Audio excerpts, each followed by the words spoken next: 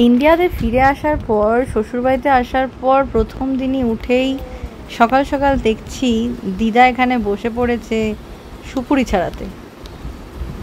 গোটা গোটা সুপুরিগুলো এভাবে ছাড়ানো হচ্ছে। আমি তাই ভাবলাম তোমাদের সাথে শেয়ার করে, কারণ এগুলো তো আমরা ওখানে খুব একটা দেখতেই পাই না।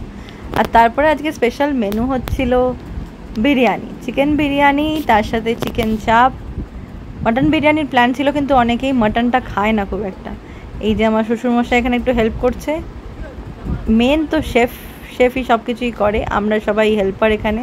কাটাকুটি থেকে শুরু করে বেরেস্তা থেকে শুরু করে সব কিছুই সবাই আছে বাড়িতে আজকে। আমার ননদের ছেলেরা, দিদা, আমরা, প্লাস এখানে আমার কিছু রিলেটিভ আছে, তারা সবাই মিলে আজকে একটা গেট টুগেদার হচ্ছিল।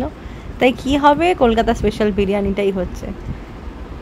দেখতেই পাচ্ছ কত বড় হাঁড়িটা বসানো হয়েছে, আর এর মধ্যে পুরো ব্যাপারটাই শেফই হ্যান্ডেল করেছে। আমরা শুধু শেফ যেভাবে বলে দিয়েছে আমরা সেভাবে করেছি। আমি, আমার শাশুড়ি, শ্বশুর, ননদ সবাই আমরা হেল্পার।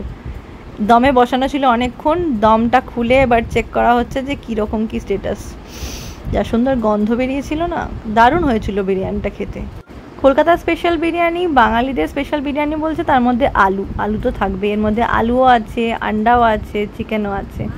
এটা আমার ননদের ছোট ছেলেটা অভিরূপ, আর এই যে আমাদের শেফ সব কিছু মানে একদম রেডি করে একদম পারফেক্ট যতক্ষণ হবে ততক্ষণও ছাড়ে না।